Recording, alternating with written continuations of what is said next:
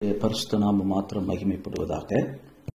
1 Samuel 23:6 அகிமெலேக்கின் குமாரனாகிய அபியத்தார் கேகிலாவில் இருக்கிற தாவீதினிடத்தில் தப்பி ஓடுகிற போது அவனிடத்தில் ஒரு ஏபோத்து இருந்தது. தாவீது கேகிலாவுக்கு வந்தான் என்று சவுலுக்கு அறிவிக்கப்பட்ட போது தேவன் அவனை என் கையில் ஒப்பு கொடுத்தார்.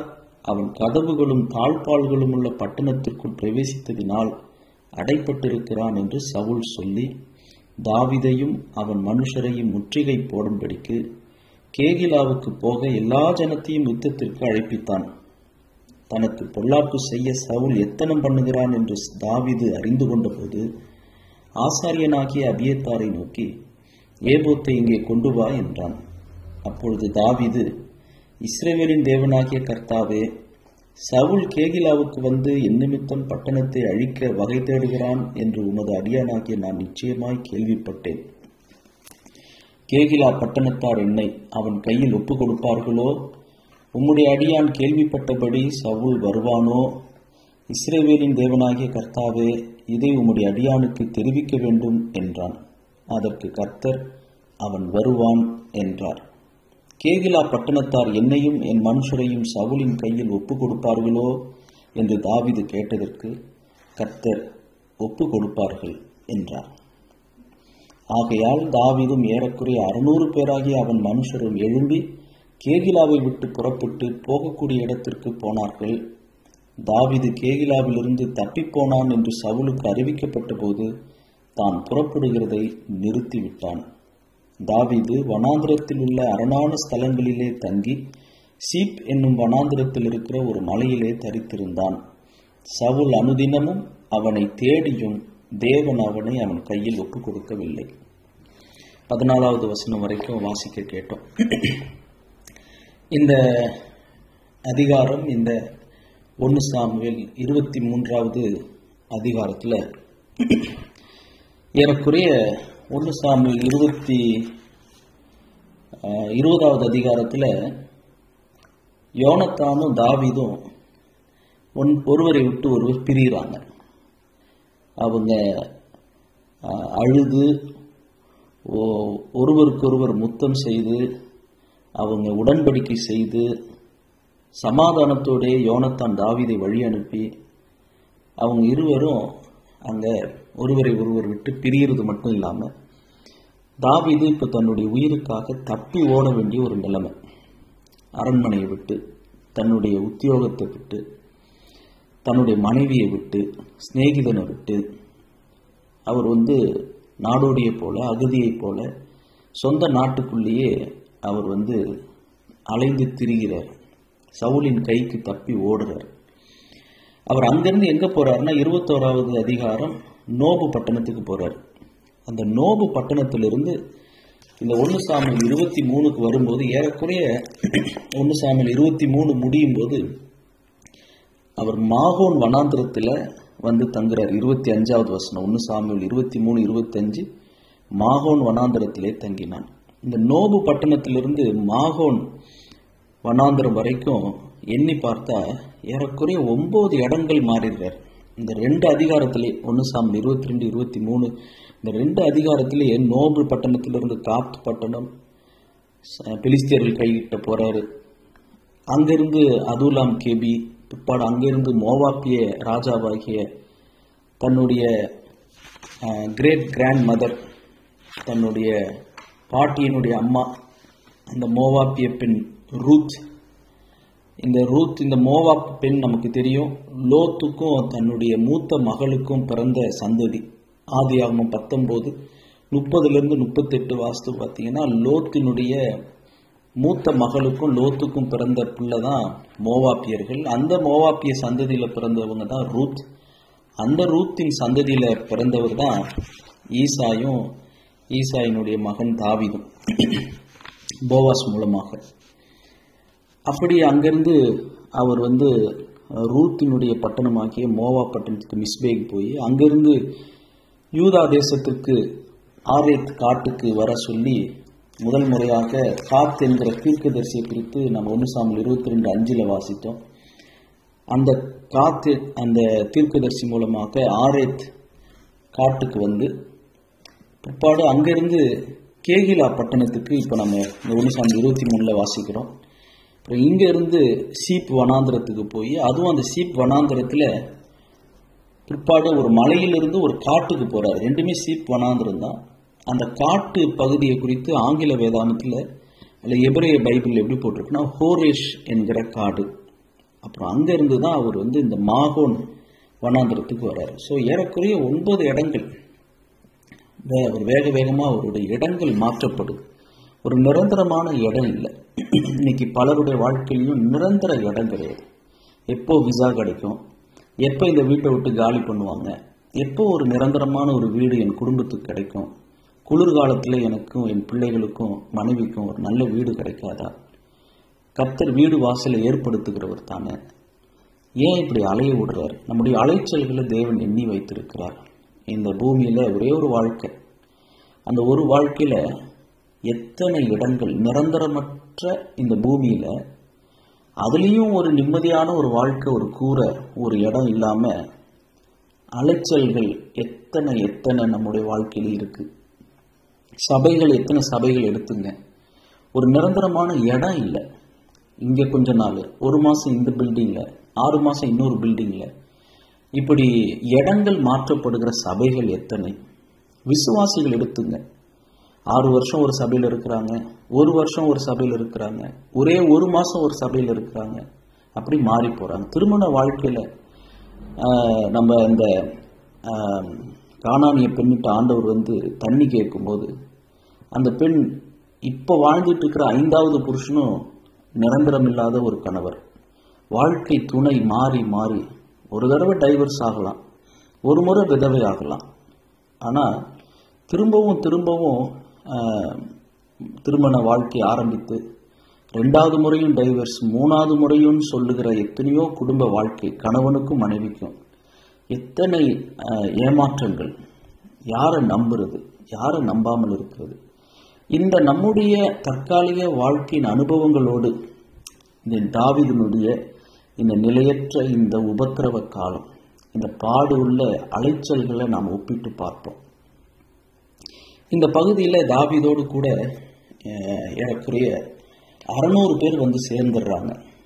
நாம் அதை 1 சாமுவேல் 23:13 வாசிக்கிறோம். தாவீது ஏறக்குறைய 600 பேராகிய அவன் மனுஷரோடு கூட கேகிலாவிலிருந்து புறப்பட்டு போகிறத நம்ம வாசிக்கிறோம். ஆனால் 1 சாமுவேல் 22:2 வசனத்தில் ஏறக்குறைய 400 பேர் தாவீதோடு இருக்கிறாங்க. இப்போ இன்னொரு 200 பேர் கூட சேர்ந்துடுறாங்க. 600 பேர் இப்போ தாவீதோடு இருக்கிறாங்க. சவுலோடு நீங்கள் பார்த்தீங்கன்னா 1 சாமுவேல் 26 முதல் 2 வசனங்களில் வாசிக்க முடியும். 1 சாமுவேல் 26 முதல் 2 வசனங்களில், பின்பு சீப்பூரார் கிபியாவில் இருக்கிற சவுலிடத்தில் வந்து தாவீது எஷிமோனுக்கு எதிரான ஆகிலா மேட்டில் ஒளித்து கொண்டிருக்கிறான் என்றார்கள். அப்பொழுது சவுல் சீப் வனாந்திரத்திலே தாவீதை தேடும்படி எழுந்து இஸ்ரவேலிலே தெரிந்து கொள்ளப்பட்ட 3000 பேரோடும் கூட சீப் வனாந்திரத்திற்கு புறப்பட்டு போனான். சவுல் ராஜாவோட 3000 பேர் இருக்கிறாங்க, தாவீதோடு 600 பேர் இருக்கிறாங்க. 3600ஆல் நீங்கள் வகுத்தீங்கன்னா ஏறக்குறைய 5 மடங்கு சவுல்கிட்ட போர் வீரர்கள் அதிகம். 5 times ஸ்ட்ராங்கர் than டேவிட்.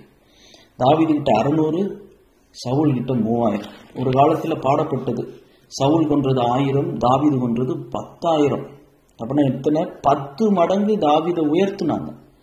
சவுலுக்கு 1000 கொடுத்தாங்க, தாவீதுக்கு 10,000 கொடுத்தாங்க. 10 மடங்கு புகழ் மரியாதை அதிகம் கிடைச்ச தாவீது இப்போ 5 மடங்கு குறைவான, சவுலை விட 5 மடங்கு குறைவான போர் வீரர்களை மட்டுமே, சவுலை தாக்குவதற்காக இல்லை, தன்னை பாதுகாப்பதற்காக ஒரு 600 பேர் தான் இருக்கிறாங்க. 5ல் 1 பங்கு தான் இருக்குது. கோலியாத்தை சந்திக்க போகும்போது தாவீது 5 கூழாங்கற்கள்ல 1 தான் எடுத்தார். 5ல் 1 கூழாங்கல் தான் அவர் விசுவாசத்தோடு எடுத்தார். அதே போல இங்க 5ல் 1 பங்கு வீரர்கள் தான் தாவீதுகிட்ட இருக்கிறாங்க. கோலியாத்துக்கு சந்திக்கும் போதும் 5ல் 1 கல், இங்க சவுலை சந்திக்கும் போதும் 5ல் 1 பங்கு வீரர்கள் தான். இந்த 5ல் 1 பங்கு என்பதையும் நம்ம மனதில் ஞாபகம் வைத்துக் கொள்வோம். நம்மை விட இந்த உலகத்தில் இருக்கிற பிசாசு நம்மை விட பலசாலி தான் பிசாசு. ஆனால் நமக்குள் இருப்பவர் அவனிலும் பெரியவர். உலகத்தில் இருப்பவனிலும் நாம் பெரியவர்கள் போட்டுள்ள, நமக்குள் இருப்பவர் பெரியவர். பாதாளத்தின் வாசல்கள் சபையை மேற்கொள்வதில்லை, அது மேற்கொள்ள முடியாது. ஒரு சின்ன கல் வந்து மோதும் போது அந்த உலக ராஜ்யங்கள் எல்லாம் அழிக்கப்படும். இதுதான் தானியேல் பார்த்த பார்வை. தேவனுடைய ராஜ்யம் அது ரொம்ப சொற்ப மனிதர்களை கொண்டு, சாதாரண ஆட்களை கொண்டு. 1 கொரிந்தியர் 1வது அதிகாரம் கடைசி வசனங்களை நாம் வாசிக்கிறோம். 1 கொரிந்தியர் 1வது அதிகாரம் வசனங்கள் 26 நம்முடைய அழைப்பை பாருங்கள். நாம் அழைக்கப்பட்ட அழைப்பை, மாம்சத்தின்படி ஞானிகள் அநேகர் இல்லை, வல்லவர்கள் அநேகர் இல்லை, பிரபுக்கள் அநேகர் இல்லை. ஞானிகளை வெட்கப்படுத்தும்படி தேவன் உலகத்தில் பைத்தியமானவைகளை தெரிந்து கொண்டார். பலமுள்ளவைகளை வெட்கப்படுத்தும்படி தேவன் உலகத்தில் பலவீனமானவைகளை தெரிந்து கொண்டார். இங்க தாவீதோடு வந்து இருந்த மனிதர்கள், அவங்க முறுமுறுக்கிற ஜனங்கள், ஒடுக்கப்பட்டவர்கள், கடன்பட்டவர்கள், இப்படிப்பட்டவங்க தான் வந்து தாவீதோடு வந்து சேர்றாங்க. ஆனா தாவீதினுடைய இந்த சொற்ப யுத்த வீரர்கள் சவுலுடைய 5 மடங்கு அதிகமான யுத்த வீரர்கள். இந்த யுத்த வீரர்கள் எண்ணிக்கையில் அதிகமாக இருந்தாலும் அவங்க எப்படி தாவீதுக்கு எதிர்த்து சவுலும் சவுலுடைய மனுஷர்களும் போரிட்டார்கள், தாவீதும் தாவீதுடைய மனுஷர்களும் எப்படி அவங்களுடைய வாழ்வு முறை இருந்தது, நல்லா கவனிக்கலாம். 1 சாமுவேல் 23 1வது வசனத்தில் வாசிக்கிறோம். பெலிஸ்தர் கேகிலாவின் மேல் யுத்தம் பண்ணி களஞ்சியங்களை கொள்ளையிடுகிறார்கள் என்று தாவீதுக்கு அறிவிக்கப்பட்டது. 7வது வசனம், தாவீது கேகிலாவுக்கு வந்தான் என்று சவுலுக்கு அறிவிக்கப்பட்ட போது. 13வது வசனம் கடைசி வரி, தாவீது கேகிலாவிலிருந்து தப்பி போனான் என்று சவுலுக்கு அறிவிக்கப்பட்ட போது. 25வது வசனம், சவுலும் அவன் மனுஷரும் தாவீதை தேட வருகிறார்கள் என்று அவனுக்கு அறிவிக்கப்பட்ட போது, தாவீதுக்கு அறிவிக்கப்பட்ட போது. அப்ப நல்லா கவனிங்க, 600 பேர் தான் தாவீதோடு இருக்கிறாங்க, 3000 பேர் சவுலோடு இருக்கிறாங்க, யுத்த மனுஷர்கள். ஆனா தாவீதுக்கும் சவுலுக்கும் அடிக்கடி அறிவிக்கப்படுகிறது. என்னன்னு அறிவிக்கப்படுது? தாவீதினுடைய நெக்ஸ்ட் மூவ் என்ன, தாவீது இப்ப எங்க இருக்கிறாரு, எங்க போக போறாரு, எங்க இருந்து வந்திருக்கிறாரு, இது சவுலுக்கு அறிவிக்கப்படுது. சவுல் இப்ப எங்க இருக்கிறாரு, சவுல் எங்க வந்திருக்கிறாருன்றது தாவீதுக்கு அறிவிக்கப்படுது. அப்படின்னா தாவீதுக்கும் சவுலுக்கும் உளவாளிகள், ஸ்பைஸ் இருந்தாங்க. அவங்க வந்து சவுலை கவனிக்கிறவங்க தாவீது பக்கமும், தாவீதை கவனிக்கிறவங்க சவுல் பக்கமும் இருந்துகிட்டே இருந்தாங்க. ஆனா சவுலுக்கு எதிர்த்து யுத்தம் பண்ணுவதற்காக தாவீதினுடைய உளவாளிகள் இல்ல, தாவீதை பாதுகாக்க தான் இருந்தாங்க. ஆனா சவுலுடைய உளவாளிகள் தாவீதை கொல்லணும், அழிக்கணும், குற்றமற்ற ரத்தத்தை சிந்துவதற்காக சவுலுடைய மனுஷர்கள் இருந்தாங்க. இப்போ இந்த முதல் வசனத்திலே நாம் வாசிக்கிறோம், தாவீதினுடைய உளவாளிகள் ஒரு காரியத்தை அறிவிக்கிறாங்க. என்ன அறிவிக்கிறாங்க? சவுல் இப்ப எங்க இருக்கிறாரு, சவுலும் சவுலுடைய மனுஷரும் தாவீதை தேடி வருகிறார்கள் என்று தாவீதுக்கு அறிவிக்கப்பட்டது. 25வது வசனம் 1 சாமுவேல் 23:25 சவுலையும் சவுலுடைய மனுஷரை குறித்தும் தாவீதுக்கு அறிவிக்கப்பட்டதுன்னு வாசிக்கிறோம். 1 சாமுவேல் 23:1 பெலிஸ்தரை குறித்தும் தாவீதுக்கு அறிவிக்கப்பட்டது. அப்படின்னா என்ன? உள்ளூர் பிரச்சனை, சபைக்குள் இருக்கிற பிரச்சனை, தேவ பிள்ளைகள் தேவ ஜனத்திற்குள் இருக்கிற குளறுபடிகள், குழப்பங்கள், விவாதங்கள், வாக்குவாதங்கள், கள்ள உபதேசங்கள், இங்க இருக்கிற பைத்தியக்காரத்தனம், முட்டாள்தனமான செயல்கள், இதெல்லாம் நமக்கு அறிவிக்கப்படவும் செய்யுது. அதே நேரத்தில் சுவிசேஷ எதிரிகள், சத்துரு எப்படி கர்த்தருடைய பிள்ளைகளை, வாலிபர்களை, சபையை, மிஷினரிகளை துன்பப்படுத்துறான், அதுவும் நமக்கு அறிவிக்கப்படுது. இந்த 2 நியூஸும் நமக்கு இன்னைக்கு வாட்ஸ்அப்ல வருது, யூடியூப்ல வருது. கிறிஸ்தவர்களை தாக்குறாங்க, ஊழியர்களை தாக்கி எழுதுறாங்க, பேசுறாங்க. எந்த பத்திரிகையை வாசிக்கிறோம், எப்படிப்பட்ட பத்திரிகையின் மூலமாக எப்படிப்பட்ட ஊழியர்களுடைய குறைகளை தெரிந்துக்கணும்னு பத்திரிகைகளை தெரிந்து கொண்டு வாசிக்கிறோமா, எப்படிப்பட்ட ஊழியர்களுக்கு உதவி செய்யலாம், சபை கட்டுகிற பணியில இப்படி ஈடுபடலாம், மிஷினரிகளை எப்படி பிள்ளைகளை உருவாக்கலாம், மிஷினரி பணித்தளங்களுக்கு பிள்ளைகளை எப்படி அனுப்பி வைக்கலாம், வாலிபர்களை எப்படி நம்ம சுவிசேஷ சிந்தையோடு வளர்க்கலாம், இந்த எண்ணம் இருக்குதா? அதை விட்டுட்டு எப்படி பிரபல்யமாக்கலாம், எப்படி அந்த ஊழியர் அவங்க பிள்ளைங்களை எப்படி அதிக கமெண்ட்ஸ், அதிக ஷேர், அதிக வியூஸ் வர யூடியூப் சேனல் ஆரம்பிச்சிருக்காங்களோ அதே போல் நாங்களும் எங்களுடைய வாலிபர்களையும் சபை மக்களையும் நாங்கள் ப்ரோக்ராம் செஞ்சு பட்டிமன்றங்கள் நடத்தி நாங்கள் அதை யூடியூப்ல லைவ்ல போட்டு அல்லது டான்ஸ் ஆடி ஆண்டு விழாக்கள், கிறிஸ்துமஸ் விழா, புத்தாண்டு இதெல்லாம் டான்ஸ் பண்ணி நாடகம் பண்ணி அது மூலியமாக ஒரு மேட்ரிமோனியல் சைட் மாதிரி எங்க சர்ச்சு வாலிபர்களுக்கு பெண் பார்ப்பது, மாப்பிள்ளை பார்க்கறதுக்கு இந்த நாடகங்களையும் டான்ஸையும் பயன்படுத்தி இந்த சர்ச்சில் இந்த ட்ரெஸ் போட்டு டான்ஸ் ஆடின பொண்ணு எங்கள் பையனுக்கு பொண்ணா கிடைக்காதான்னு தேடி வர்றது, இதெல்லாம் எவ்வளவோ நம்ம கேட்டு கேட்டு புளிச்சு போச்சு. ஏது நமக்கு ரெண்டுமே அறிவிக்கப்படுது, நமக்கு ரெண்டு விதமான செய்தியும் சொல்லப்படுது. ஆனால் எதை நாம் தெரிந்து கொள்ளுகிறோம்? தாவீதுக்கு அறிவிக்கப்பட்ட செய்தி, இந்த அதிகாரத்தினுடைய முதல் வசனம், எதிரியின் மேல தாவீதினுடைய மனுஷர்கள் உளவாளிகள் கண் வச்சிருந்தாங்க, பெலிஸ்தியர்கள் மேல கண் வச்சிருந்தாங்க. பெலிஸ்தியர்கள் இந்த கேகிலா பட்டணத்தை கொள்ளையிடும்படி, அதுலேயும் குறிப்பா அவங்களுடைய களஞ்சியங்களை கொள்ளையிடும்படி அவங்க உள்ள வருகிற அளவுக்கு சவுல் தேசத்தின் நிர்வாகத்தை சரியா நடத்தல. நிர்வாகம் பண்றதுக்கு நேரம் இல்லை. ஊழியம் பண்ண சொன்னா ஊழியர்கள் ஊழியம் பண்ணல, அரசியல் பண்றது. எந்த நேரமும் தாவீது மேலேயே கவனமா இருக்கிறது. தாவீது எப்படி காலை கவுத்து விடலாம், எப்படி காலவாரி விடலாம், எப்படி அந்த ஊழியரை தாக்கலாம், அந்த ஊழியரை தாக்குறதுக்கு எப்படி ஜெபத்தில் எப்படி பிரசங்கம் பண்ணலாம், எப்படி பிரசங்கத்துல ஒருத்தவங்களை நியாயம் தீர்க்கலாம், பிரசங்கத்துல எப்படி வச்சு செய்யலாம், இதே எண்ணமா அதுக்கேற்ற வசனமா தேடி அதுக்கு சண்டை போட்டு இதையே பொழப்பா எடுத்து பண்ணிக்கிட்டு இருந்தா நாட்டினுடைய தேசத்தினுடைய எல்லையை பாதுகாக்கிற நிர்வாகம் இருக்காது. ஈஸியா பெலிஸ்தியர்கள் உள்ள வருவாங்க. கேகிலாவினுடைய களஞ்சியங்களை அவங்க கொள்ளையிட்டது போல அவங்க பலன்களை கொள்ளையடிச்சிட்டு இருக்கிறான் எதிரி. அது கண்டுக்கு தெரியல. ஆனா உள்ள இருக்கிற இளம் தாவீது, அந்த தாவீதை எப்படி அழிக்கலாம், எப்படி வளர விடாம தடுக்கலாம். 2 கிறிஸ்தவ ரேடியோ சேனல் இருந்துச்சுன்னா போச்சு, 2 கிறிஸ்தவ டிவி சேனல் இருந்தா போச்சு. ஒரே பட்டணத்துல எல்லா மக்களுக்கும் அறிமுகமான 2 ஒரு பிரபலியமான சபை இருந்துட்டா போச்சு. ஏதோ தூரத்துல கண்ணு கட்டாத தூரத்துல ஒரு பிரபலியமான சபை இருந்துச்சுன்னா பிரச்சனை இல்லை, அந்த சபையை பத்தி நல்லா பேசலாம். ஏன்னா அந்த சபை ஊழியரை நான் இங்க கூப்பிட்டாதான் என்ன அவர் சபை கூப்பிடுவார், அப்போதான் நானும் டிராவல் பண்ண முடியும். இந்த எண்ணங்கள் ஸ்தாபனங்கள்லையும் சபைகள்லையும் ஊழியர்களுக்குள்ளேயும் பொதுவாக இருக்கிற கருத்து தான். ஆனா ஒரு குறுகிய ஒரு வட்டாரத்துக்குள்ள, ஒரு வட்டத்துக்குள்ள 2 பிரபலியமான சபைகள் இருந்துருச்சுன்னா இவர் அவரை எப்படி தாக்கலாம், அவர் இவரை எப்படி தாக்கலாம் என்றுதான் இருப்பாங்க. இல்லைன்னா கூட்டணி போட்டுக்குவாங்க. கூட்டணி போட்டு அது கூட்டணி மீன்ஸ் ஐக்கியமா சேர்ந்து செய்யறது தவறு இல்லை. ஆனா சேர்ந்து செயல்படாம எப்படி அவங்கள நாம தாக்கலான்ற எண்ணமே இருந்துட்டு இருந்துச்சுன்னா நம்ம எல்லையை பாதுகாக்க மாட்டோம்.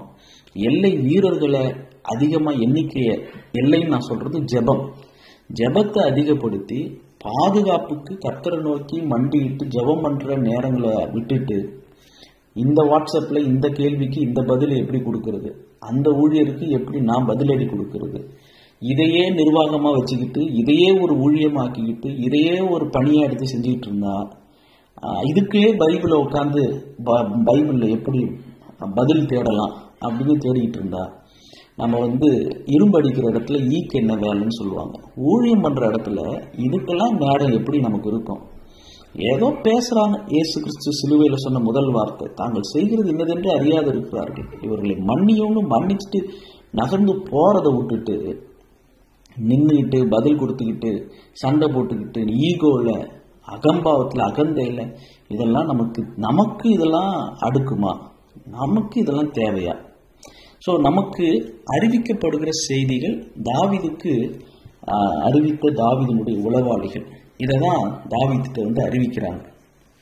இந்த பகுதியில் தாவீதுக்கு கர்த்தர் முதலாவது தாவீது கர்த்தரிடத்துல போய் விசாரிக்கிறார். கேகிலாவில் பெலிஸ்தியர்கள் எல்லை பாதுகாப்பு வீரர்கள் போதுமான அளவு எண்ணிக்கை இல்லை, அல்லது தேசத்தில் நிர்வாகம் சரியில்லை. சவுல் தன்னுடைய போர் படை வீரர்கள் எல்லாரும் தாவீதை தேடுறதுலேயே கவனம் செலுத்தினதுனால உள்ள எதிரிகள் வந்துட்டாங்க. அது வந்தது கூட சவுலுக்கு முக்கியமா தெரியல. அவரு கேகிலாவில் தாவீது வந்திருக்கிறான், அங்க கேகிலாவில் பெலிஸ்தியர்கள் வந்திருக்கிறார்கள், களஞ்சியங்களை கொள்ளையடிச்சிருக்கிறாங்க, அது சவுலுக்கு முக்கியமா தெரியல. ஆனா கேகிலா பட்டணத்துக்கு தாவீது வந்திருக்கிறான். 7வது வசனத்தை பாருங்க, 23வது அதிகாரம் 7வது வசனம். தாவீது கேகிலாவுக்கு வந்தான் என்று சவுலுக்கு அறிவிக்கப்பட்டது. முதல் வசனத்துல என்ன வாசிக்கிறோம்? ஒரே கேகிலா பட்டணம் தான். கேகிலாவிலே யுத்தம் பண்ணி பெலிஸ்தியர்கள் களஞ்சியங்களை கொள்ளையிடுகிறார்கள் என்று தாவீதுக்கு அறிவிக்கப்பட்டது. 7வது வசனத்துல தாவீது கேகிலாவுக்கு வந்தான் என்று சவுலுக்கு அறிவிக்கப்பட்டது. அப்படி அறிவிக்கப்பட்ட போது தேவன் அவனை என் கையில் ஒப்பு கொடுத்தார், அவன் கதவுகளும் தாழ்பாடுகளும் உள்ள பட்டணத்திற்கு பிரவேசித்ததினால் அடைப்பட்டிருக்கிறான் என்று சவுல் சொல்லி தாவீதையும் அவன் மனுஷரையும் முற்றுகை போடும்படிக்கு கேகிலாவுக்கு போக எல்லா ஜனத்தையும் யுத்தத்திற்கு அழைப்பித்தான். எதுக்கு கேகிலாவுக்கு போனோம்? பெலிஸ்தியர்களை முறியடிக்கணும், பெலிஸ்தியர்கள் கையில் இருந்து கேகிலா குடிகளை காப்பாற்றணும். இது சவுலுக்கு முக்கியம் இல்லை. கேகிலாவில் தாவீது வந்திருக்கிறான், தாவீதை கொள்ளையடிக்கணும், அதுக்காக எல்லா ஜனத்தையும் யுத்தத்திற்கு அழைப்பித்தான். எந்த யுத்தத்திற்கு? தாவீதுக்கு எதிர்த்து யுத்தம் பண்ண எல்லா ஜனத்தையும் அழைப்பிக்கிறது. கொஞ்சம் யோசிச்சு பாருங்க, நாம கர்த்தருக்கு தான் ஊழியம் செய்யறோமா, சுயத்திற்கு ஊழியம் செய்யறோமா, மனுஷருடைய பார்வைக்கு ஊழியம் செய்கிறோமா? அதை தான் பவுல் சொன்னார் பிலிப்பியர்ல, நினைக்கிறேன் 2வது அதிகாரத்துல பவுல் ரொம்ப வேதனையா சொல்லுவார். பிலிப்பியர் 1வது அதிகாரம் 14வது வசனத்திலிருந்து, சகோதரர்கள் அநேகர் என் கட்டுகளாலே கர்த்தருக்குள் திடன் கொண்டு பயமில்லாமல் திருவசனத்தை சொல்லும்படி அதிகமாய் துணிந்திருக்கிறார்கள். அது நல்ல குரூப். ஆனா சிலர் பொறாமையினாலும் விரோதத்தினாலும் சிலர் நல்மனதினாலும் கிறிஸ்துவை பிரசங்கிக்கிறார்கள். சிலரின் கட்டுகளோட உபத்திரவத்தையும் கூட்ட நினைத்து சுத்த மனதோட கிறிஸ்துவை அறிவியாமல் விரோதத்தினாலே அறிவிக்கிறார்கள். செய்யறது ஊழியம், அதுவும் விரோத ஊழியம் .com, பொறாமை ஊழியம் .com. இந்த மாதிரி ஒரு பொறாமையிலையும் விரோதத்திலையும் யாராவது சுத்த மனதோட ஊழியம் செய்யாம விரோதத்தினால கிறிஸ்துவை அறிவிப்பாங்களா? அவர் என்ன அறிவிக்கிறது? அவர் என்ன 10 பேருக்கு ஞானஸ்நானம் கொடுக்கிறது? நான் பாரு, நான் ஒரு 12 பேருக்கு ஞானஸ்நானம் கொடுப்பேன். இல்லைங்க, கொடுத்தவருக்கே நீங்க கொடுக்க போறீங்க அப்படின்னா அதெல்லாம் எனக்கு முக்கியம் கிடையாது. நான் கொடுக்கணும், போட்டோ எடுக்கணும், நான் தான் கொடுக்கணும் அப்படின்னு எத்தனையோ பேர் கங்கணம் கட்டிக்கிட்டு இதையே ஒரு ஊழியமா வச்சுக்கிட்டு ஊழியம் செஞ்சாங்க. பவுல் என்ன சொல்றாரு? இதனால் என்ன? 18 பிலிப்பியர் 1:18, வஞ்சகத்தினாலாவது உண்மையினாலாவது எப்படியாவது கிறிஸ்து அறிவிக்கப்படுகிறார், அதனால் சந்தோஷப்படுகிறேன், இன்னமும் சந்தோஷப்படுகிறேன். கிறிஸ்துவ அறிவிக்கிறதுல கூட இன்னைக்கு பணம், புகழ், நாங்க ஆலய மணியை பெருசா கட்டணும்னு ஆசியாவில், இந்தியாவில் போன்ற நாடுகளில் அதுக்கு கோடிக்கணக்கில் செலவு பண்றாங்க. ஆனா ஐரோப்பிய நாடுகளில் அது ஒரு விதமான போட்டி. இங்க கோயில் மணி கோபுரங்களை கட்ட முடியாது, அதுக்கெல்லாம் இங்க காசு இல்லை. இங்க வாடகை கட்டவே காசு இல்லை. இதுல கோயில் மணியெல்லாம் இங்க கட்டிட்டு இருக்க முடியாது. இங்க வேற விதமா ஒரு போட்டி. ஊழியர்கள் அவங்களுடைய காருகளை, பெரிய பெரிய கார்கள் வாங்கணும், சொந்த வீடுகள் வாங்கணும். இந்த மாதிரி அவங்களுடைய கல்யாணங்கள், பிள்ளைகளுடைய கல்யாணங்களை பயங்கர ஆடம்பரமாக கல்யாணம் பண்ணணும், நிறைய ஊர் நாடு சுற்றணும். இந்த மாதிரி சுகபோக பிரியர்கள், தேவ பிரியரா இல்லாமல் சுகபோக பிரியர்கள் இன்னைக்கு பெருகி இருக்கிறாங்க. இப்படி சவுல் ஜனத்தை எல்லாரும் தாவீதின் பக்கம் போரிடுவதற்காக வெளியில பார்த்த பேருக்கு பெலிஸ்தியர்கள் எதிர்த்து கேகிலாவுக்கு போகிறோம் வாருங்கள் கூப்பிட வேண்டியது. ஆனா உள் நோக்கம் என்ன? பெலிஸ்தியர்கள் எதிர்த்து சவுல் போகல, தாவீது அங்க கேகிலாவுக்கு வந்திருக்கிறான். அங்க கேகிலாவில் போய் பூட்டப்பட்டிருக்கிற பட்டணத்துக்குள்ள போய் தாவீதை கொல்லலாம், இந்த எண்ணம் தான் இங்க சவுலுக்கு இருக்குதே ஒழிய கேகிலாவுடைய குடிகளை குறித்தோ, களஞ்சியங்கள் கொள்ளையடிக்கப்படுகிறது குறித்தோ, பெலிஸ்தியர்களை குறித்தோ ஒரு விதமான அந்த விழிப்புணர்வு இல்லாம, தேவ ஜனத்தை காப்பாற்றணுன்ற விழிப்புணர்வோ அந்த ஏக்கமோ அப்படிப்பட்ட ஒரு உற்சாகமோ இல்லாம வெறும் ஒரு மனுஷனுக்காக தன்னுடைய வாழ்க்கையே, நேரத்தையே, எனர்ஜி எல்லாத்தையும் அழிக்கிற ஒரு மனுஷனை பார்க்கிறோம். இந்த பகுதியில் தாவீது கர்த்தரை நோக்கி ஜெபிக்கிறார். 2வது வசனம் 1 சாமுவேல் 23:2. அப்பொழுது தாவீது, நான் போய் அந்த பெலிஸ்தரை முறிய அடிக்கலாமா என்று கர்த்தரிடத்தில் விசாரித்ததற்கு. எப்படி கர்த்தரிடத்தில் அவர் விசாரித்திருப்பார்? அதாவது இதை நாம் எப்படி சிந்திக்கலாம்? முந்தைய கூட்டங்களில் கூட நாம் இதை சிந்தித்திருப்போம். அதாவது அந்த வசனத்திலே வாசிக்கிறோம், கர்த்தர் நீ போ, பெலிஸ்தரை முறியடித்து கேகிலாவை ரட்சிப்பாயாக என்று தாவீதுக்கு சொன்னார். எப்படி தாவீதுக்கு சொன்னார்? ஆபிரகாம் கிட்ட பேசின மாதிரி, மோசே கிட்ட பேசின மாதிரி, இல்லை மரியாளுடைய புருஷனாகிய யோசேப்பு அவர் திருமணமாவதற்கு முன் ஒரு சொப்பனத்தில் அவருக்கு எச்சரிப்பு உண்டானது போல, அந்த சாஸ்திரிகளுக்கு சொப்பனத்தில் சொல்லப்பட்டது போல, நீங்கள் வேற வழியாக நீங்கள் போயிடுங்க உங்கள் நாடுகளுக்குன்னு சொல்லப்பட்டது போல சொப்பனத்தின் மூலமாக கர்த்தர் பேசினாரா? இல்லை ஒரு தரிசனத்தை கொடுத்தாரா? ஒரு காட்சியை பார்த்தாரா?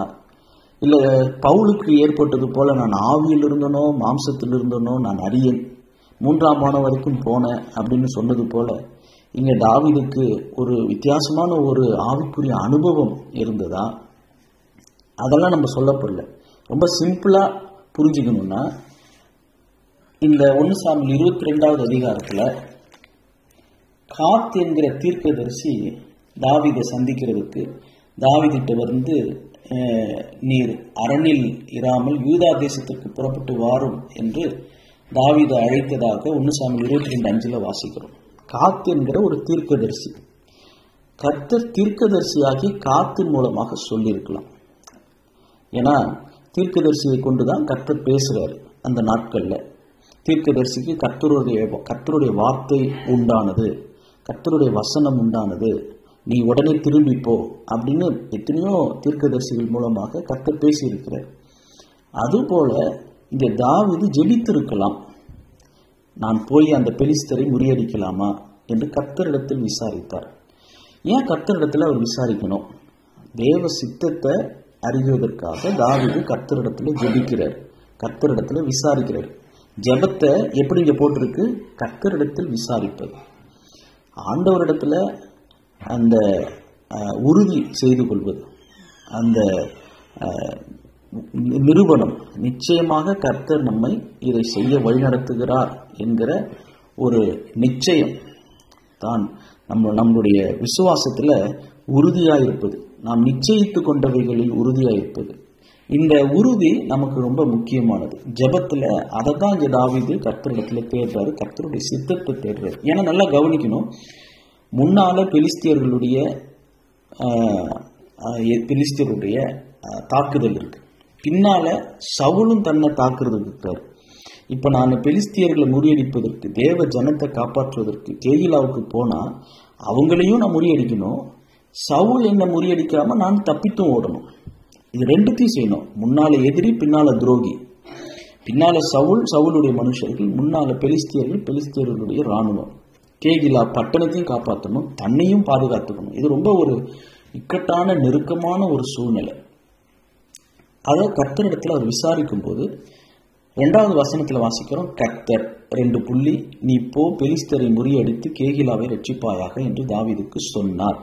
அப்ப தாவீதுக்கு நேரடியாக சொன்னாரா அப்படின்னா அது நமக்கு எதுவும் விவரம் போட்டுல. ஆனா நம்ம யூகித்து கொள்ளலாம், காத் தீர்க்கதரிசியின் மூலமாக தாவீதுக்கு கர்த்தருடைய வார்த்தை உண்டாகி இருக்கலாம். ஏன்னா காத் தீர்க்கதரிசி தான் தாவீதுக்கு வந்து நீர் யூதா தேசத்துக்கு புறப்பட்டு வாரும் என்றார்.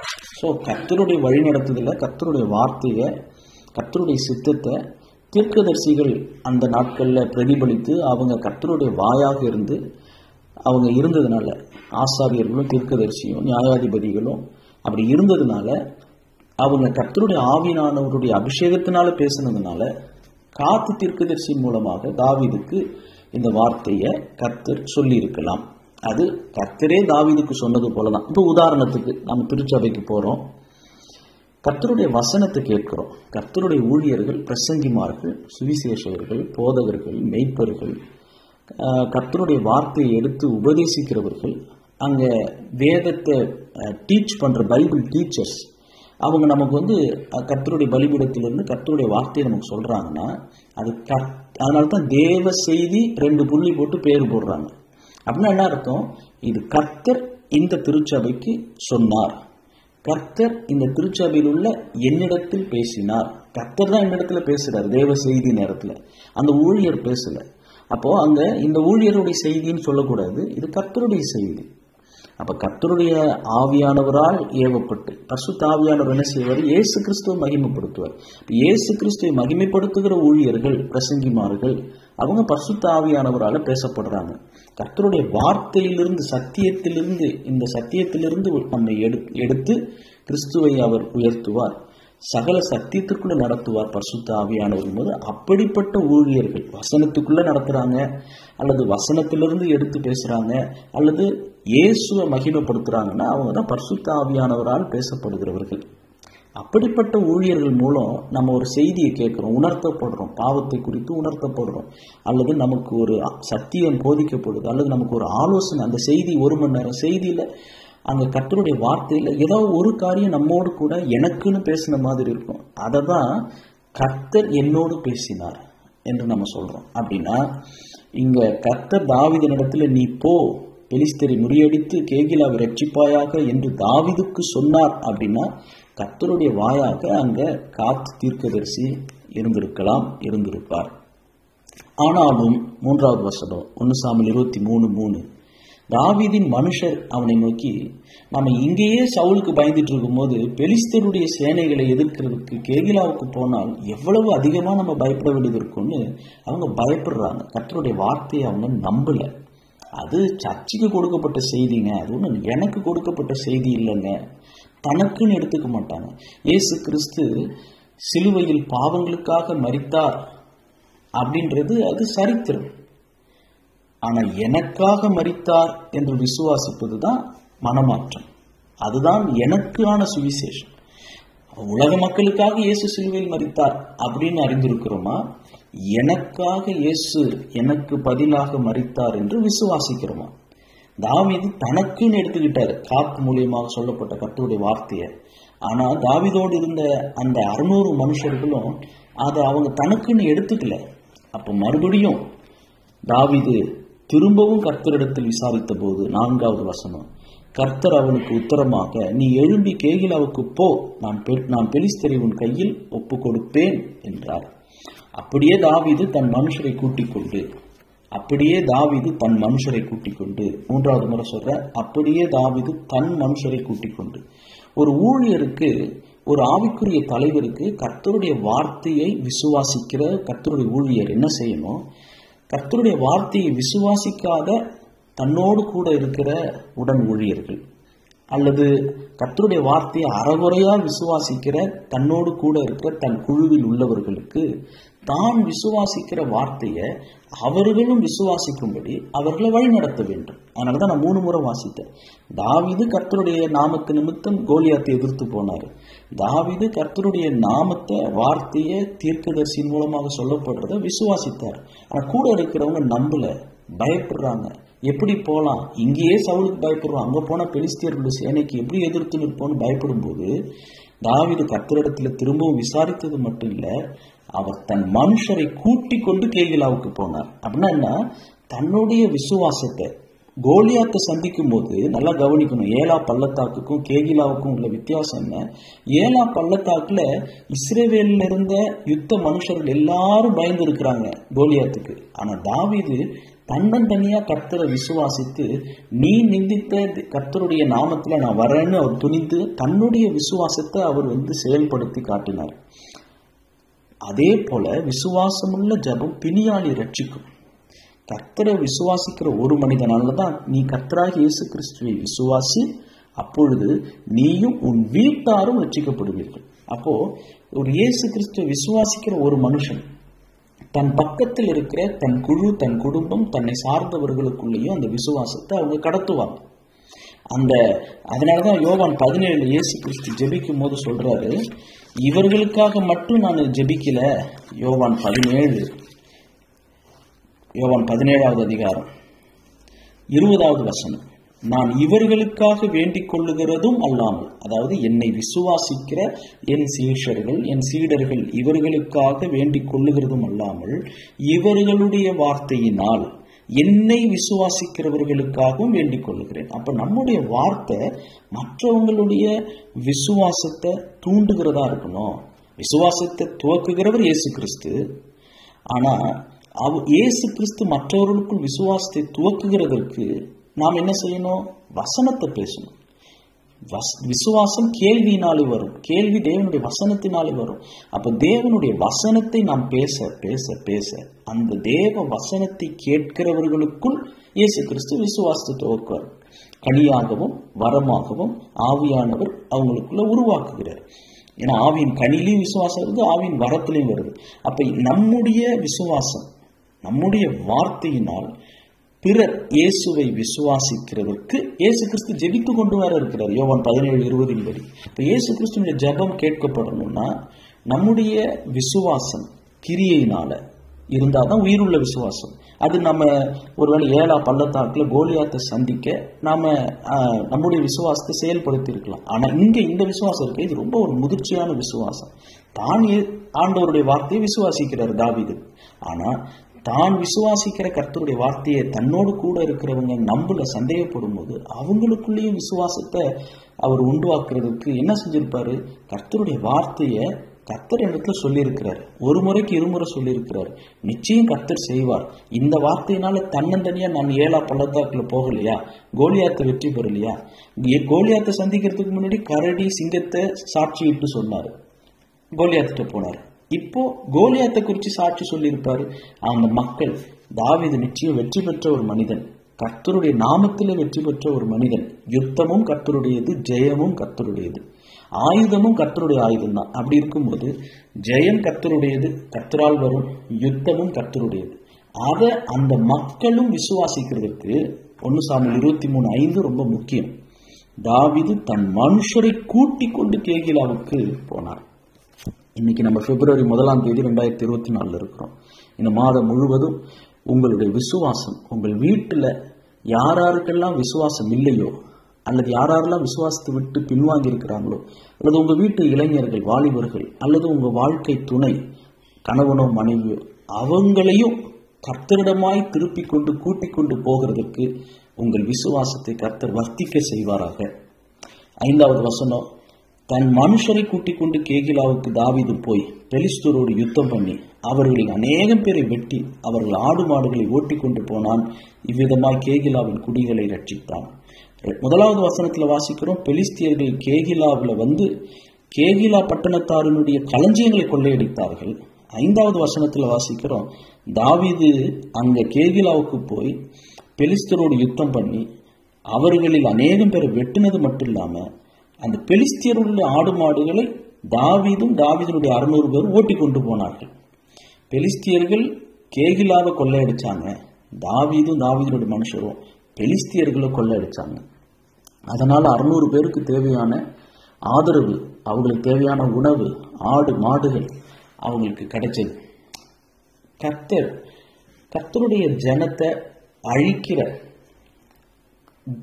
பிசாசனுடைய சத்ருவினுடைய தந்திரங்கள், அதை நம்ம மேற்கொள்வதற்கு நாம் கர்த்தருடைய ஜனத்தை விசுவாசத்தில் பலவீனம் உள்ளவர்களை ஊக்குவித்து சத்தினுடைய திட்டத்தை நாம் நிர்மூலமாக்கணும். பிசாசின் கிரியைகளை அழிக்கும்படிக்கு தேவகுமாரன் வெளிப்பட்டார். அதற்கு தான் நாமளும் வெளிப்பட வேண்டும், அதற்கு தான் நாம் ஜெபிக்கணும், அதுக்கு தான் திட்டம் போடணும், அதுக்கு தான் நம்ம ஊழியம் செய்யணும்னு நம்ம மோட்டிவேட் பண்ணும்போது தேவ ஜனத்தை நாம் பிசாசினுடைய கையில் பிடிபட்டிருக்கிறவர்களையும் விடுதலையாக்க முடியும். தேவ ஜனத்தை பிசாசு தாக்குறதுல இருந்தும் இந்த ஜனத்தை பாதுகாக்க முடியும். ஏற்கனவே பிசாசுக்கு அடிமையானவர்களையும் நாம் விடுவிப்பதற்கு விசுவாசம் குழு முயற்சியாக, அதுதான் முழு முயற்சி. எனக்குள்ள இருக்கிற விசுவாசம் மற்றவர்களுக்குள்ள போகணும். இந்த ஜெபத்தை நம்ம அதிகம் செய்யணும். ஆண்டவரே, எனக்குள்ள விசுவாசத்தை வர்த்திக்க செய்யும், எனக்கு ஜெபிக்க சொல்லித்தார், எனக்கு விசுவாசத்தை தார். அதே நேரத்தில் என்னோடு கூட இருக்கிறவங்களுக்குள்ளேயும் விசுவாசத்தை தார், அவங்களும் விசுவாசிக்கணும். நான் மட்டும் விசுவாசிக்க கூடாது, அவங்களும் விசுவாசிக்கணும். இந்த ஒரு விசுவாச கூட்டு முயற்சி, விசுவாச தாக்குதல், 2 இம்பாக்ட். விசுவாச தாக்குதல்ன்றது விசுவாச தாக்கம். 2 தீமோத்தேயுல நாம் வாசிக்கிறோம். 2 தீமோத்தேயுல ஒரு வசனம், 2வது அதிகாரம் 2வது வசனம் 2 தீமோத்தேயு 2:2. அநேக சாட்சிகளுக்கு முன்பாக நீ என்னிடத்தில் கேட்டவைகளை, பவுல் தீமோத்தேயுவை பார்த்து சொல்ற, தீமோத்தேயுவே நீ என்னிடத்தில் கேட்டவைகள், வசனத்தை கேட்ட, சத்தியத்தை கேட்ட, அனுபவத்தை கேட்ட, சாட்சியை கேட்ட, என்னுடைய பாடுகளை கேட்ட, இது 1-2 இல்லை, அநேக சாட்சிகளுக்கு முன்பாக நீ என்னிடத்தில் கேட்டவைகளை யாருக்கு போய் சொல்லணும்னா உண்மையுள்ள மனுஷரிடத்துல ஒப்புவி. அந்த உண்மையுள்ள மனுஷர்கள் மற்றவர்களிடத்துல போதிக்கணும். எவ்வளவு ஒரு 4 சங்கிலி பாருங்க. பவுல், தீமோத்தேயு, உண்மையுள்ள மனுஷர்கள், மற்றவர்கள். 4 விதமான தலைமுறையை தாக்குவதற்கு. இதுதான் நம்ம எப்படி வாசிக்கிறோம் மத்தேயுல, நல்ல நிலத்தில் விழுந்த நல்ல விதை 30, 60, 100 பலன் தரும். அது எப்படிங்க? நிலமும் நல்ல நிலம், விதையும் நல்ல விதை, அது ஏன் வித்தியாசமான பலன் தருது அப்படின்ற கேள்வி பல வருஷத்துக்கு முன்னாடி என்கிட்ட ஒரு ஆண்டி கேட்டாங்க. இது நம்மளுக்குள்ள இந்த கேள்வி வரலாம். நல்ல நிலம் தானே, நல்ல விதை தானே, அது ஏன் வித்தியாசமான பலன் தருது? நான் புரிஞ்சுக்கிட்டதை சொல்றேன். ஒரு தகப்பன் தாய், ஒரு குடும்பம், ஒரு கணவன் மனைவி, அவங்க பிள்ளைகள் 30 பலன் தருவாங்க. அந்த பிள்ளைகளுடைய பிள்ளைகள் 60 பலன் தருவாங்க. அந்த பேர பிள்ளைகளுடைய சந்ததி 100 பலன் தருவாங்க. சந்ததி சந்ததியாக இந்த நல்ல நிலத்தில் விதைத்த நல்ல பலன் 3 அறுவடை. முதல் அறுவடையில நல்ல நிலத்தில் விழுந்த நல்ல விதை 30 பலன் தந்தது. அந்த 30 பலன் தந்த 30 விதைகளை திரும்பவும் நடும்போது டபுள் மடங்கு 60 பலன் தந்தது. அந்த 60 திரும்பவும் விதைக்கும் போது அது 100 பலன் தந்தது. இப்படி தலைமுறை தலைமுறையாக, நான் 30னா என் புள்ள 60, என் புள்ள 60னா என் பேரன் 100 பலன் தரணும். கணவன் மணி 2 பேர் தான், அவங்களுக்கு பிள்ளை 1 2 பிறந்த 4 ஆயிடுறாங்க. அந்த 2 பிள்ளைங்களுக்கு கல்யாணம் ஆகும்போது அவங்க 8 ஆவாங்க. அதுதான் நல்ல நிலத்தில் விழுந்த, நல்ல ஆத்துமாவில் விழுந்த நல்ல வசனம். அது தன் குடும்பத்தையும் தன் பேர பிள்ளைகளையும் தன் சந்ததியும் பாதிக்கிற ஒரு பெருகுகிற ஒரு பெருக்கம், ஒரு மல்டிப்ளிகேஷன். அப்படிப்பட்ட ஒரு ஆசீர்வாதத்தை நம்ம இங்க 2 தீமோத்தேயு 2:2 வாசிக்கிறோம். நம்மிடத்திலே சொல்லப்பட்டது, நாம் கேட்டது, அதை நாம் யாரிடத்துல சொல்லணும்? உண்மையுள்ள மனுஷர்களிடத்துல. அவங்க என்ன செய்யணும்? அதை கொண்டு போய் மற்றவர்களிடத்துல சொல்லணும். இப்படி நம்ம பரவி போகிற ஒரு ஆறுகளாக, நாம் கடந்து செல்கிறவர்களாக, இன்னும் மற்றவர்கள் கொண்டு போய் சேர்க்கிறவர்களாக நாம் போகும்போது நாம் பிசாசினுடைய அடிமைத்தனத்தில் இருக்கிறவங்களையும் பாதுகாக்க முடியும். அவனால் ஏற்கனவே பிடிபட்டிருக்கிற அவங்களையும் விடுதலை ஆக்கணும். அதுவும் நம்ம 2 தீமோத்தேயுல தான் அழகா அந்த வசனத்தை வாசிக்கிறோம். எனக்கு பிடித்த வசனங்கள்ல அதுவும் ஒரு வசனம். 2 தீமோத்தேயு 2 24, 25, 26. அதாவது எதிர் பேசுகிறவர்கள் சத்தியத்தை அறியணும். 25, தேவன் தான் அவர்களுக்கு மனம் திரும்புதல அருளணும். பிசாசினுடைய இச்சையின்படி செய்ய அவனால் பிடிபட்டிருக்கிற அவர்கள் மறுபடியும் மயக்கம் தெளியணும், அவன் கண்ணிக்கு நீங்கணும். அப்படின்னா நாம அவங்களுக்கு உபதேசிக்கணும். ஆனா எப்படி உபதேசிக்கணுமா? அந்த கீவேர்டு என்னது? அந்த திறவுகோல் வார்த்தை என்னன்னா, சாந்தமாய் அவர்களுக்கு உபதேசிக்க வேண்டும். அப்பதான் அவனால் பிடிபட்டிருக்கிற அவர்கள் மறுபடியும் மயக்கம் தெளியணும், மறுபடியும் விடுதலை ஆகணும். சத்தியத்தை அறிகிறதுனால் கிடைத்த விடுதலையை இழந்து மறுபடியும் அவங்க பிடிபட்டிருக்கிறவங்களை விடுதலை ஆக்கணும். பின்மாற்றத்தில் இருக்கிறவங்களை விடுதலை ஆக்கணும். களஞ்சியங்களை கொள்ளையிட்டு இருக்கிறான் பிலிஸ்தியன். அந்த கொள்ளையில பிடிபட்டிருக்கிற அவங்கள்ட்ட இருந்து மக்களை விடுவிக்கணும்னு சொன்னா சாந்தமாய் அவர்களுக்கு உபதேசிக்க வேண்டும். 24வது வசனம், கர்த்தருடைய ஊழியக்காரன் சண்டை பண்ணுகிறவனாய் இராமல் எல்லாரிடத்திலும் சாந்தம் உள்ளவனும் போதக சமர்த்தனும் தீமையை சகிக்கிறவனுமாய் இருக்க வேண்டும். அதாவது நான் நிரூபிப்பையா, நான் சாதிப்பையா, நான் சொல்றதாயா சரி அப்படின்னு சண்டை போடாம எல்லாரிடத்திலும் சாந்தம், போதக சமர்த்தன். அதாவது வசனம் தெரியணும். வசனம் தெரிஞ்சாதானே பேச முடியும். வசனம் தெரியாம இஷ்டத்துக்கு வாய்க்கு வந்தது எதையாவது சொல்லி எங்க ஆரம்பிச்சோம், எங்க முடிக்கிறோம், எங்க கொண்டு போறோம், ஒரு விதமான ஒரு கான்சென்ட்ரேஷன் இல்லாம, ஒரு கட்டமைப்பு இல்லாம, ஒரு ஆயத்தம் இல்லாம, மணிக்கணக்கில் வருடத்துல கர்த்தருடைய சமூகத்துல விழுந்து கிடக்காம, ஒரு 4 பேருக்கு வசனம், இந்த 4 பேருக்கு எனக்கு தெரிஞ்சது போதியா, அவங்கெல்லாம் அறிவு இல்லாதவங்க, எனக்கு இருக்கிற அறிவு இவங்களுக்கு போதியா அப்படின்னு இல்லாம நாம சிறந்த விதத்துல கர்த்தருடைய வார்த்தையை சொல்லி அவங்கள விடுதலை பெற வைக்கணும், தைரியம் கொடுக்கணும். விசுவாசத்தை கர்த்தர் எழுப்பணும்னா நாம் போதக சமர்த்தர்களாக, தீமையை சகிக்கிறவர்களாக, குறிப்பா சாந்தம் உள்ளவர்களாக உபதேசிக்கும் போதுதான் நம்ம அவங்களை திருப்பி கொண்டு நாம் வர முடியும். இப்படி இந்த கேகிலாவில் இருக்கிற இந்த ஜனங்களை விடுவிப்பதற்கும் கேகிலாவில் இருக்கிற குடிகளுக்கு தாவீதின் மூலம் ஒரு ரட்சிப்பு உண்டாக 5வது வசனத்துல இவ்விதமாய் கேகிலாவின் குடிகளை ரட்சித்தான். கர்த்தர் இந்த கேகிலாவின் குடிகளுக்கும் பாதுகாப்பு, தாவீதுக்கும் ஒரு அனுபவம், ஒரு பயிற்சி, தாவீதினுடைய மனுஷர்களுக்கு விசுவாசம் தூண்டியது. கர்த்தருடைய வார்த்தையை தாவீது நம்புவது போல நானும் நம்பணும்.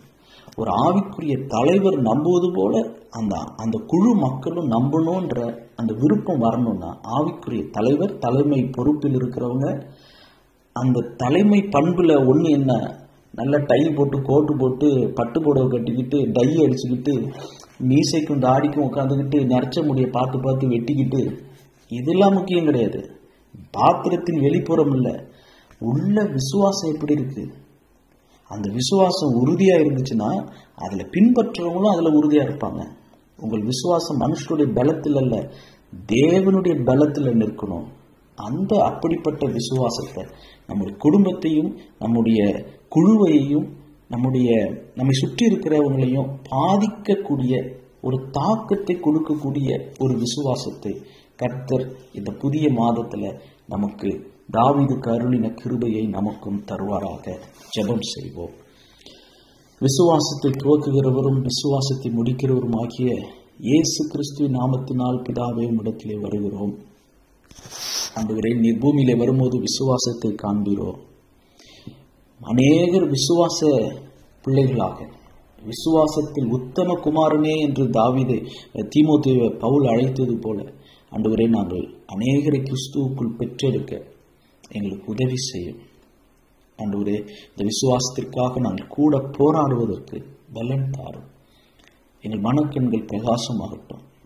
இந்த அவசரமான இந்த உலக வாழ்க்கையில் விசுவாசம் மங்கி கொண்டிருக்கிற இந்த காரிய காலங்களில் ஞானமும் சரீர பலனும் யுக்திகளும் ஆண்டவரே மனித ஆற்றலும் பணபலமும் தேவன் பேரில் வைக்கும் விசுவாசம், அதுதான் அஸ்திவாரம். தேவன் பேரில் வைக்கும் விசுவாசம் என்கிற அஸ்திவாரம் அசைத ஆண்டவரே, இன்னைக்கு எங்கேயோ கட்டிடத்தின் மேலேயும் பொருட்கள் மேலேயும் நாங்கள் சாய்ந்து கொண்டிருக்கிறோம். ஆதியில் கொண்டிருந்த அந்த அன்பு, ஆரம்பத்தில் கொண்டிருந்த அந்த குழந்தை விசுவாசம், அந்த விசுவாசத்தை இன்னும் பலப்படுத்தும். எங்களுக்குள்ள இந்த கிருபையை தாரும். விசுவாசம் இல்லாமல் நாங்கள் உம்மை பிரியப்படுத்த முடியாத ஆண்டவரே. விசுவாசம் இல்லாமல் வருகிற ஒவ்வொன்றும் பாவம்தான் ஆண்டவரே. உம்மை பிரியப்படுத்த உதவி செய்யும். அந்த கிருபை எங்களுக்கு இங்கே உள்ள இந்த நாட்களில் உள்ள ஒவ்வொரு ஆவிக்குரிய தலைவர்களுக்கும் ஊழியர்களுக்கும் உண்டாகட்டும். அதன் மூலம் தாவீது தன் மனுஷரையும் கூட்டிக் கொண்டு கேகிலாவுக்கு போனது போல அப்படிப்பட்ட ஒரு யுத்த சேனை, விசுவாச வீரர்கள் வீராங்கனைகள் உருவாக வாலிபர்களுக்காக ஜெபிக்கிறோம், குழந்தைகளுக்காக ஜெபிக்கிறோம், சிறுவர் மத்தியில் ஊழியம் செய்கிற அந்த ஊழியர்களுக்காக விசேஷமாக ஜெபிக்கிறோம். அந்த குழந்தைகளுடைய இருதயத்தில் விசுவாசத்தை துவக்கும். தீமோத்தேயுனுடைய பாட்டியும் அம்மாவும் தீமோத்தேயுனுடைய வாழ்க்கையில விசுவாசத்தை துவக்குவதற்கு எத்தனையாய் பாடுபட்டார்கள். அப்படிப்பட்ட கிருபை உண்டாகட்டும். சீமோன் ஆவியானவருடைய வழிநடத்துவதனால் தேவாலயத்திற்கு வந்து உடைய ரட்சணியத்தை என் கண்கள் கண்டது என்று சொன்னது போல ஆவியானவரால் வழிநடத்தப்பட உதவி செய்யும். உலகத்தில் உள்ள தேச மக்களுக்கு அந்த அருணோதயம், அந்த வெளிச்சம் இயேசுவே என்று சீமோன் சாட்சியிட்டது போல ஆண்டவரே, எங்களுக்கும் அப்படிப்பட்ட கிருபையை தாரும். கிறிஸ்துவை எடுத்து சொல்ல, சிலுவையில் அறையப்பட்ட கிறிஸ்துவை நாங்கள் பிரசங்கிக்கிறோம் என்று சொல்ல உதவி செய்யும். கேகிலாவின் தாவீதின் அனுபவம் எங்களுக்கும் உண்டாகட்டும். இந்த மாதம் முழுவதும் அநேகருக்குள் விசுவாசத்தை நீர் துவக்குவதற்காக உமக்கு ஸ்தோத்திரம். இந்த ஜெபத்தை எங்கள் ஆண்டவராகிய இயேசு கிறிஸ்துவின் நாமத்தினால் ஆசீர்வதித்து ஜெபிக்கிறேன் பிதாவே. ஆமேன், ஆமேன்.